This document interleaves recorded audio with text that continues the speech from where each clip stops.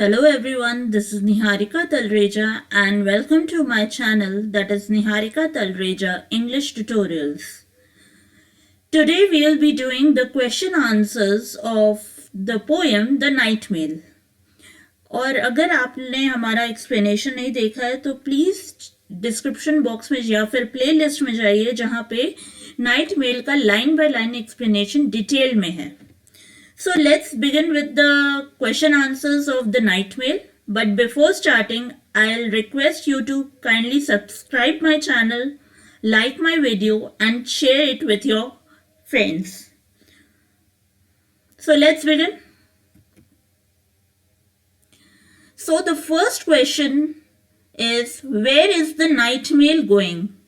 Night mail कहाँ जा रही है?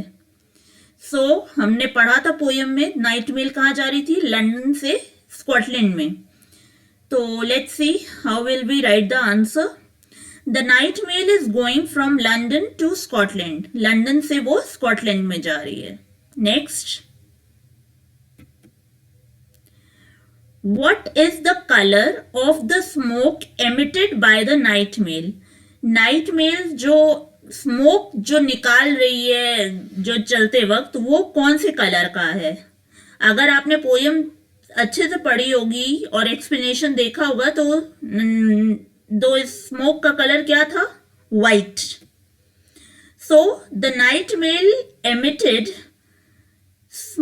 White coloured smoke over her shoulders. मतलब वो कौन से कलर का, वाइट कलर का स्मोक एमिट कर रही थी ओवर हर शोल्डर्स, अपने ऊपर.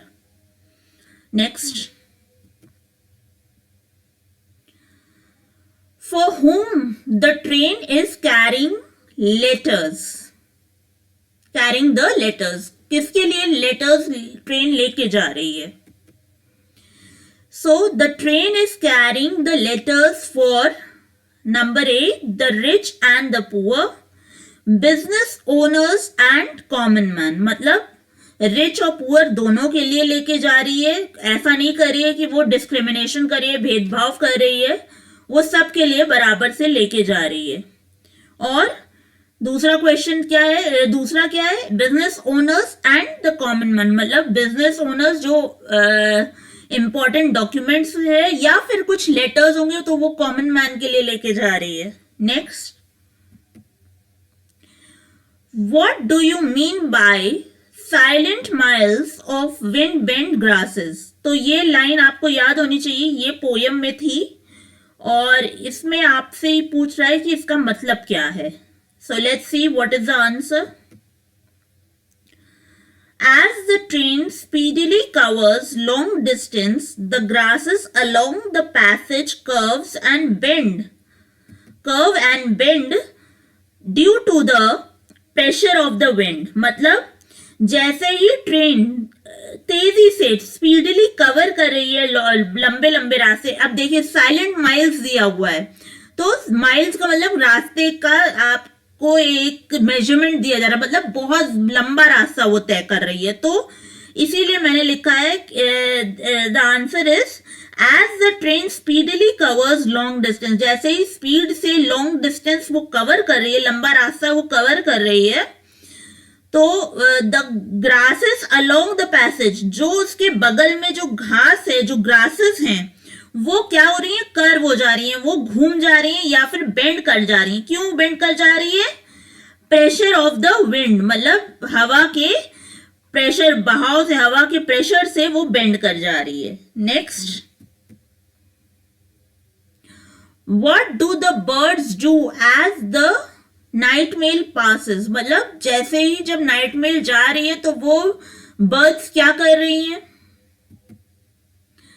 The birds turn their head and stare from the bushes at the night mail's blank and emotionless faced coaches. मतलब जैसे ही ट्रेन गुजर रही है तो birds turn their head, birds अपना सर घुमा के और कहां से देख रही है, बुशेस के थ्रू, मतलब जो झाड़ियां है वहां पे उससे देख रही है.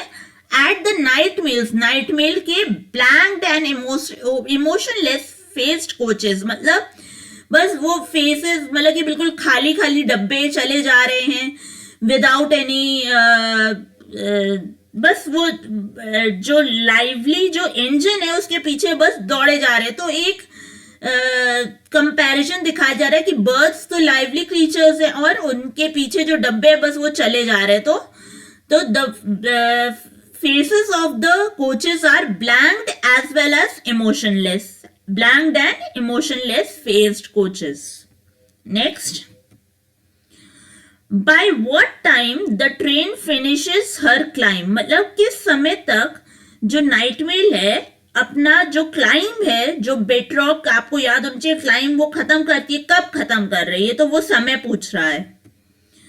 With the break of dawn or early in the morning, the train's climb is over. मतलब अर्ली ब्रेक ऑफ डॉन का मतलब होता है कि बिल्कुल सुबह की भोर, बिल्कुल जो अर्ली मॉर्निंग जो होती है उसको कहा जाता है। तो with the break of dawn और early in the morning the train's climb is over, train की जो चढ़ाई है वो खत्म हो जा रही है बिल्कुल सुबह सुबह। Next, compare and contrast the two cities of Glasgow and Edinburgh।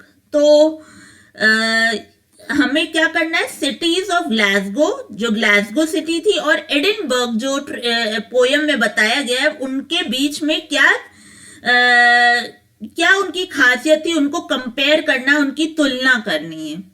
So let's see what is the answer. Glasgow is an industrial city. वो कैसी सिटी, इंडस्ट्री है वहां पे, तो इंडस्ट्रियल सिटी है। It is described as fields of apparatus with furnaces lit in the dark plain। मतलब एक बिल्कुल जंगल है, फील्ड मतलब एक बड़ा सा मैदान, फील्ड है, काहे का, मशीनों का, apparatus का। विथ फर्नेस, फर्नेस का मतलब होता है भट्टी, लिट मतलब जल रही है, इन द डार्क प्लेन बिल्कुल जो अंधेरी डार्क जो प्लेन्स हैं, एरिया है बिल्कुल खाली खाली सा, वहां पे वो फर्नेसेस जलती हुई दिख रही हैं। It has steam tugs yelping down the forest of cranes. मतलब स्टीम टग्स का मतलब क्या होता है, स्टीम टग्स हमने आपको बताया होगा कि जो शिप्स जो होती हैं, जो कि टोइंग शिप्स होती है, मतलब दूसरी शिप्स को ले जाने वाली शिप्स, वो क्या कर रही है, येल्पिंग मतलब साउंड कर रही है down the forest of cranes, मतलब जहां पे बिल्कुल जो क्रेन्स का जो सिटी है उसकी बात कर रही है कि वो इन ग्लासगो की तरफ जा रही है, तो वो उसकी तरफ जाते हुए आवाज खूब कर रही हैं। तो अल्टीमेटली ये कहा जा सकता है ग्लासगो सिटी को बहुत इंडस्ट्रियल, बहुत आवाज करने वाली और हल्ला गुल्ला शोर, बिल्कुल मशीनों की बस आवाज आ रही है। इन कॉन्ट्रास्ट, अब contrast the poet has described Edinburgh as established and orderly city। मतलब 1 second, in contrast the poet has described the Edinburgh, मतलब एडिनबर्ग को डिस्क्राइब, एडिनबर्ग सिटी को कैसे, एज एस्टैब्लिश्ड मतलब बिल्कुल डेवलप्ड सिटी है, एंड ऑर्डरली बिल्कुल डिसिप्लिन्ड सिटी है, मतलब कि हर एक चीज डिसिप्लिन में है, सब कुछ शांति से, बिल्कुल वेल सेटल्ड सिटी है। बड़ी सिटी को अगर आप मान लीजिए, जैसे कि कोई भी बड़ी सिटी मान लीजिए, जैसे दिल्ली है, दिल्ली थोड़ी सी इंडस्ट्रियल और मेट्रो सिटी है, बट अगर आपको कंपैरिजन लखनऊ से करेंगे तो लखनऊ इज नॉट लखनऊ भी अब तो मेट्रो हो गया है वहां पे, बट कोई भी ऐसी सिटी आप ले लीजिए जो जहां मेट्रो नहीं चलती हो, तो वो क्या है, वो एस्टैब्लिश्ड भी है और ऑर्डरली, बिल्कुल सब कुछ जो है ऑर्डर में चल रहा है। जैसे कि बनारस फॉर इंस्टेंस, अभी तो फिलहाल बनारस में मेट्रो नहीं है, तो आप एक मान सकते हैं कि वो एस्टैब्लिश्ड सिटी है वाराणसी, एंड ऑर्डरली, बिल्कुल सब कुछ ऑर्डर में चल रहा है, डेवलपमेंट ऑलमोस्ट हो गया है वाराणसी का, तो उस टाइप की सिटी है Edinburgh. Next, describe the letters the train is carrying. मतलब हमें क्या बताना है, लेटर्स किस तरीके के ट्रेन लेके जा रही है। So this will be very long answer, please write down the answers. अगर अभी तक आपने लिखना नहीं शुरू किया है तो आप फिर से ये वीडियो देख के लिखिएगा जरूर इन आंसर्स को अपनी नोटबुक में। The train is carrying different types of letters like letters of thanks, delight, receipts and invites। मतलब ट्रेन के पास कौन कौन से लेटर ऑफ थैंक्स यानी कि ग्रेटिट्यूड जो किसी को थैंक कर रहे हो वैसे letters, letter of joy, joy मतलब अपनी खुशियों को बांटने वाले लेटर्स हैं, रिसीट्स हैं, रसीदें हैं, एंड इनवाइट्स है मतलब इनविटेशन लेटर्स है, इनवाइट कर रहे हो जो किसी को। It contains love confession of from shy lovers and gossips from foreign countries. मतलब कॉन्फेशन, लव कन्फेशन मतलब अपने प्यार का इजहार करते हुए कौन कर रहा है? शाय लवर्स, जो कि अपना प्यार, बहुत शर्मीले जो लोग होते हैं वो लोग अपने पार्टनर से अपना लव कन्फेस कर रहे हैं, क्योंकि वो फेस टू फेस नहीं कर सकते तो वो लेटर्स के थ्रू कर रहे हैं। और गॉसिप्स मतलब तरह तरह की बातें फ्रॉम फॉरेन कंट्रीज, दुनिया भर की बातें जो कुछ काम की भी हो सकती है और कुछ ऐसे ही जस्ट जॉय के लिए लोग जो पढ़ना पसंद करते हैं उस टाइप की बातें हैं वो। लेटर्स विथ हॉलिडे फोटोग्राफ्स, तो लेटर्स जैसे कि जो हॉलिडे फोटोग्राफ्स से रिलेटेड होते हैं वो लेटर्स हैं। They are in various colours, जितने भी लेटर्स हैं वो डिफरेंट कलर्स में, अलग अलग कलर्स के वो लेटर्स हैं। Some are too long while some too short, कुछ बहुत लंबे लेटर्स हैं, बहुत 2-3 पेज के मान लीजिए कुछ लेटर्स होंगे, और कुछ बड़े ही 1 पैराग्राफ 2 पैराग्राफ के खत्म हो गए हैं, ऐसे लेटर्स भी हैं। The content of these letters also vary in nature and looks। मतलब जो ये लेटर्स है उनमें जो मैटर जो लिखा हुआ है वो भी अलग अलग नेचर, अलग अलग टाइप का, मतलब कुछ एंगर कर रहा है, कुछ बहुत खुशी वाली बातें कर रहा है, तो वो अलग अलग नेचर के या फिर उनके दिखने में बड़े अलग अलग टाइप के हैं। तो that's it, this is the end of this answer. Next question. Explain the following. And none will hear the postman's knock without a quickening of heart. This is a very important question. It may come in your exams also. ये क्योंकि ये जो है and lines हैं कुछ stanzas की, तो ये इम्पोर्टेंट हो जाता है आपकी पोएम से related question. The poet conveys that the postman's knock increases the excitement of the people in anticipation for news। मतलब जब ये लेटर्स, जो पोएट जो बताना चाहता है कि पोस्टमैन की नॉक से, मतलब वो जो जब खटखटाता है तो वो चीज़ एक्साइटमेंट बढ़ा देती है लोगों के मन में, क्योंकि वो एंटिसिपेट करते हैं कि जो वो पढ़ना चाहते हैं, जो लेटर्स वो जो न्यूज़ चाहते हैं उसको पढ़ने के लिए उनकी उत्सुकता, एक्साइटमेंट बढ़ जाती है। Next, this is the next question, 10th। Explain the importance of the line for who can beer to feel himself forgotten। This is a very important, these two questions are very important of this poem।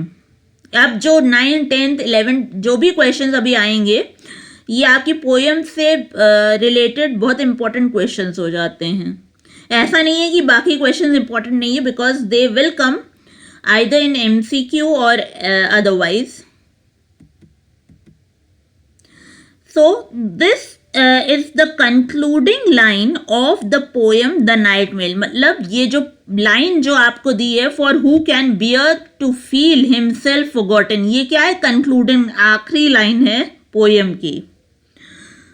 It tells us that no one can tolerate the situation of being forgotten by their near and dear ones. मतलब ये हमें line ये बताती है कि कोई भी ये बात बर्दाश्त नहीं कर सकता कि वो अपने अपनों द्वारा, मतलब जो उनकी नियर डियर वंस है, जो उनको जानते हैं, वो उनको भूल जाएं, ऐसा कोई नहीं चाहता। सब चाहते हैं कि उनके जो रिश्तेदार हैं, जो फ्रेंड्स हैं, जो रिलेटिव्स हैं, वो सब इनको याद रखें। Everyone feels a sense of security and satisfaction on being remembered by other। मतलब everyone, जितने भी लोग होते हैं, वो एक सेंस, मतलब एक फीलिंग होती है कि वो सिक्योर हैं, वो सुरक्षित हैं, और एंड सेटिस्फैक्शन, मतलब वो सेटिस्फाइड हैं, वो अपने आप में एक खुशी है उनके मन में, दिलासा है उनके मन में कि उनके जो अपने हैं उनको याद रखते हैं उनके इन लेटर्स के थ्रू। तो for who can bear to feel himself forgotten, ये लाइन है, इसका ये एक्सप्लेनेशन है। Next, illustrate the significance of the poem The Night Mail। मतलब हमें नाइट मेल जो पोयम है उसका इम्पोर्टेंस बताना है। ये भी बहुत इम्पोर्टेंट क्वेश्चन है आपके एग्जाम से, क्योंकि ये थोड़ा सा एनालिटिकल क्वेश्चन है। Let's see. The Night Mail was written by the poet W.H. Auden in the year 1936। मतलब ये जो पोयम थी वो W.H. ऑर्डन ने लिखी थी, और कब लिखी थी? 1936 में।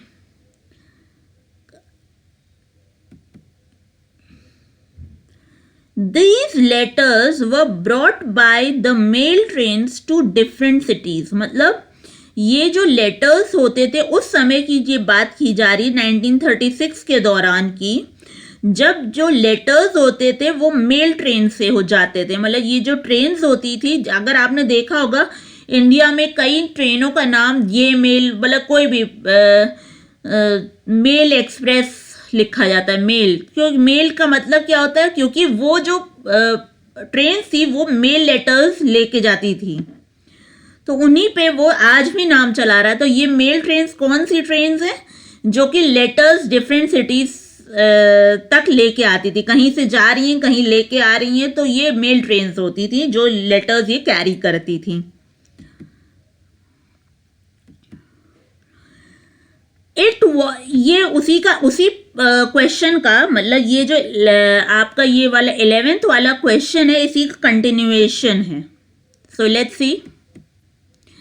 It was the time when the communication throughout the world was done mainly through the exchange of letters। मतलब ये वो समय था जब ज़्यादातर जो कम्युनिकेशन, जो बातों की शेयरिंग होती थी, एक जगह से दूसरी जगह जाना होता था, सब कुछ होता था, ये मेल ट्रेन्स, इन्हीं मेल ट्रेन्स के द्वारा होता था। तो communication through out the world, पूरी दुनिया में ज़्यादातर जो होता था वो एक्सचेंज ऑफ लेटर्स के थ्रू, मेल ट्रेन्स के थ्रू होता था। The letters were suitable and easiest way for people to be connected with the world। मतलब ये लेटर्स जो होते थे बहुत सूटेबल होते थे, क्योंकि आराम से लिख दिया गया और भेज दिया गया, तो वो सबसे आसान जरिया होता था जिससे लेटर्स भेजे जा सकते थे।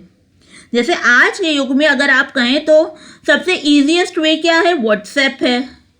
और अगर आप प्रोफेशनल फ्रंट पे आप देखें, आपके टीचर्स वगैरह जो कुछ भी हैं, जो प्रोफेशनल लोग होते हैं, जो बॉसेस होते हैं, वो ईमेल यूज़ करते हैं। तो ये बड़ा ही सूटेबल, कन्वीनियंट था लोगों के लिए मेल ट्रेन्स के थ्रू लेटर्स को भेजना। उस समय की बात, 1936 के समय की बात हो रही है ये, जब ये पोयम लिखी गई थी।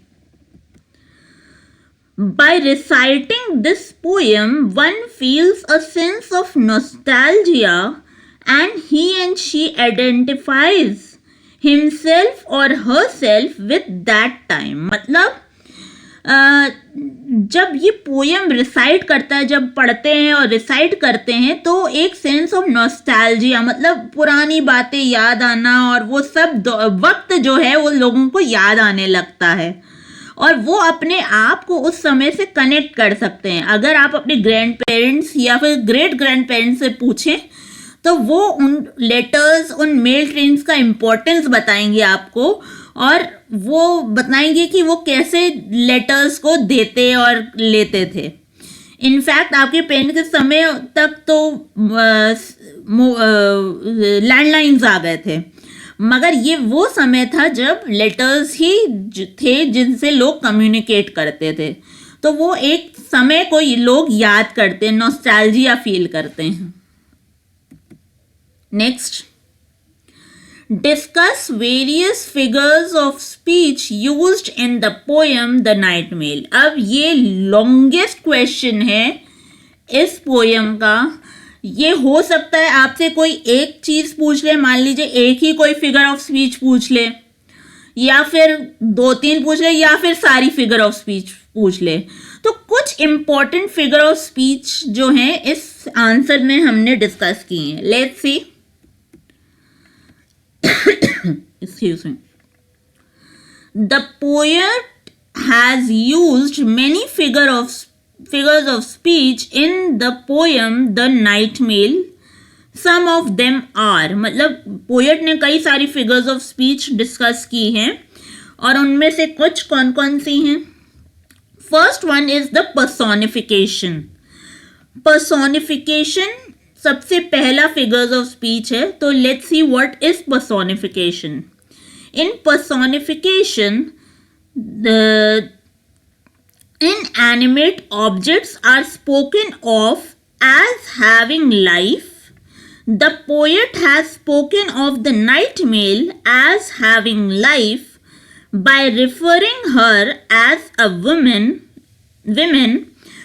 by using pronouns like her and she. मतलब पर्सोनिफिकेशन वो फिगर ऑफ स्पीच है जिसमें जो वस्तुएं जिनमें जान नहीं है उनको ऐसा बताया जाता है कि जैसे उसमें लाइफ हो, उसमें जान हो. मतलब मान लीजिए एक बॉक्स है, आप कह दे this box is my brother, तो आपने क्या बना दिया, उसको भाई बना दिया, एक मेल ऑब्जेक्ट, एक लाइफ ऑब्जेक्ट बना दिया.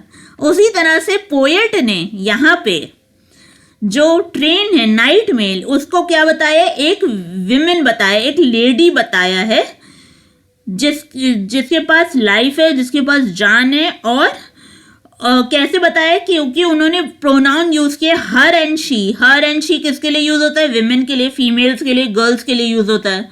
तो यहाँ पे आप कह सकते हैं कि जो ट्रेन को, द नाइट मेल को पर्सोनिफाई किया गया है as her and she. Next figure of speech used by the poet is the simile. अब सिमिली क्या है?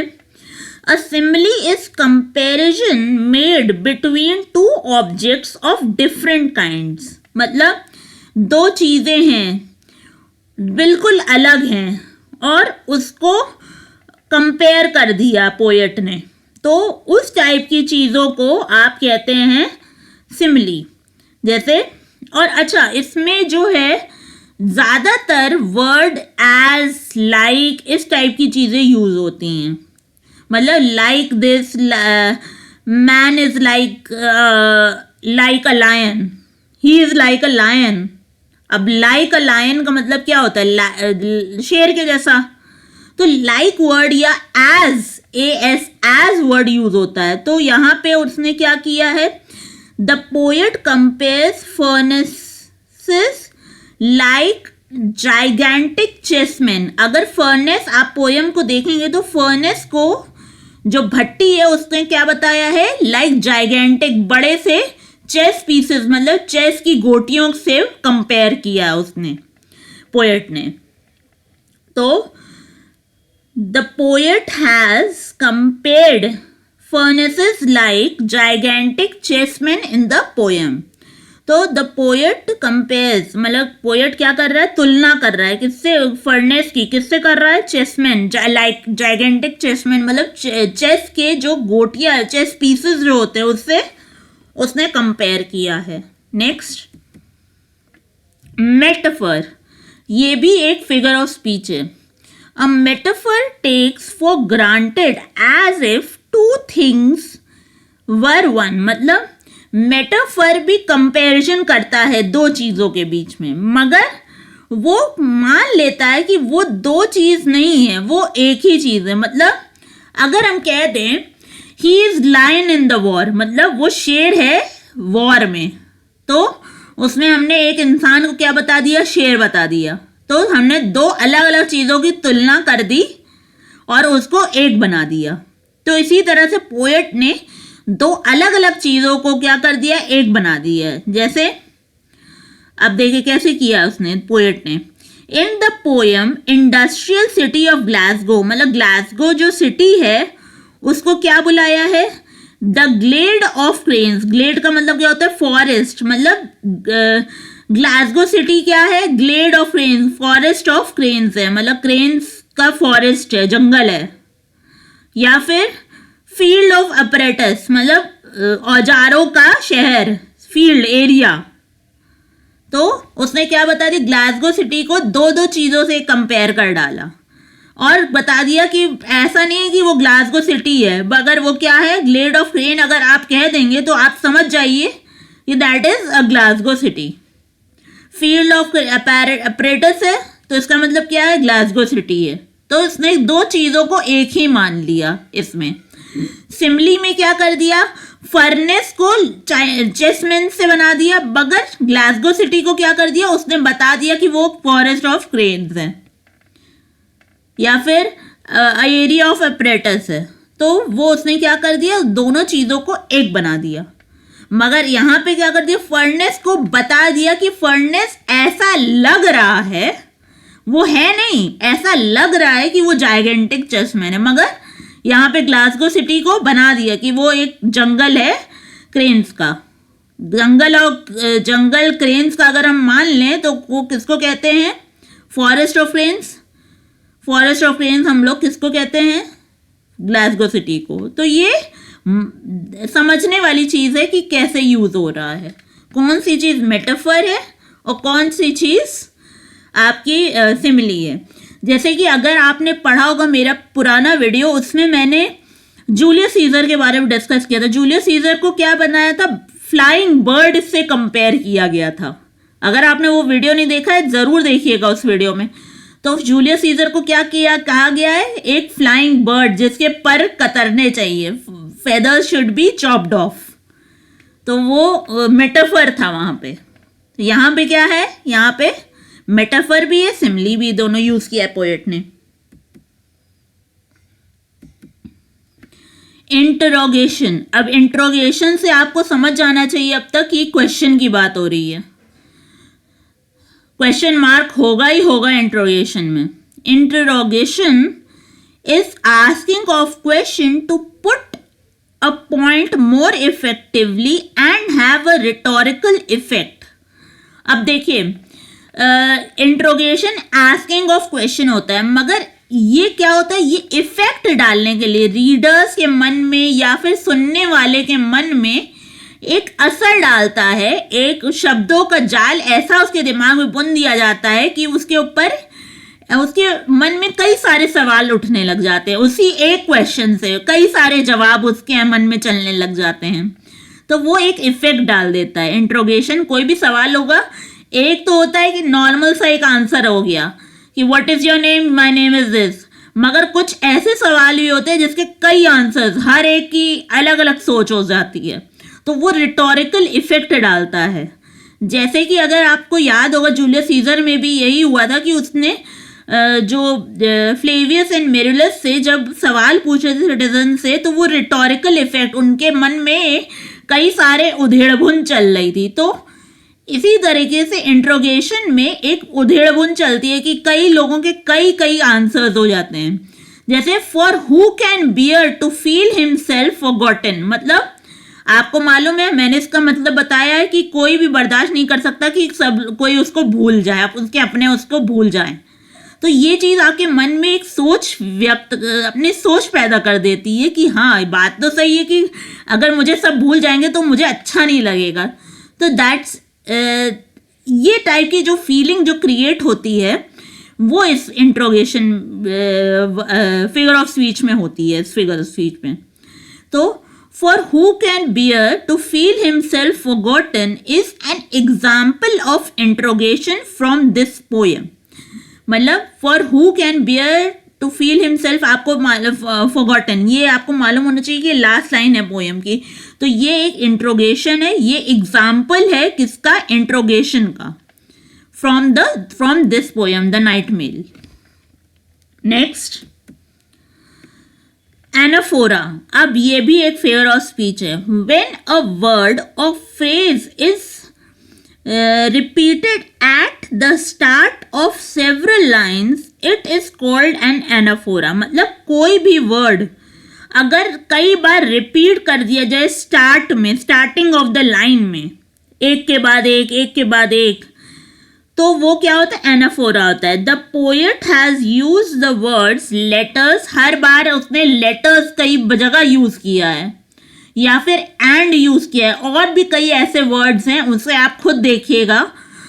हमने 2 ही यहाँ पे लिखे हैं. ये आपका होमवर्क है कि आप देखिए कौन कौन से हैं. और अगर आपको इसमें और डिटेल में चाहिए तो let's join my Telegram channel. Letters and इस टाइप के कई सारे वर्ड्स हैं जो कि पोएट ने यूज किए हैं eight the start of several lines. कई लाइन्स की स्टार्टिंग में उसने यूज किए हैं, वन आफ्टर द अदर, मतलब एक के बाद एक, एक के बाद एक, वही वर्ड्स यूज किए हैं. अगर आप लोग ढूंढ लेते हो तो अच्छी बात है. अगर आपको नहीं समझ में आ रहा तो join me in the Telegram channel. The link will be given in the description box. Last, ये आखिरी फिगर ऑफ स्पीच जो डिस्कस कर रहे हैं, alliteration. Alliteration is repetition of same sound in the same line.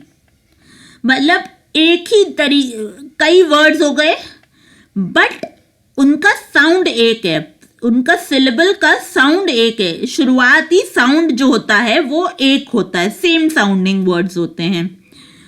उस type के words को alliteration कहा जाता है. मतलब फॉर एग्जाम्पल साउंड ऑफ के इन क्रैंगस्टन एंड क्रॉफोर्ड. अब देखिए क की आवाज बहुत दोनों में आ रही है. And the sound of g in gossip and gossip में भी ग की आवाज बहुत आ रही है. तो ये क्या है, एलिटरेशन ऑफ साउंड है. तो एलिटरेशन क्या है, फिगर ऑफ स्पीच है. That's it for today. If you like my video kindly hit the like button, share this video with your classmates. अपनी दोस्तों के साथ, अब जो 9th में पढ़ रहे हैं उनसे आप शेयर करिएगा. और अगर आप इसको सब्सक्राइब ज़रूर करिएगा ताकि आपको नोटिफिकेशन रोज़ मिल सके जब ये वीडियो आए. That's it for today. Thank you, bye bye and take care. And yes, I will be giving my links in the description box. Kindly check there. Bye bye.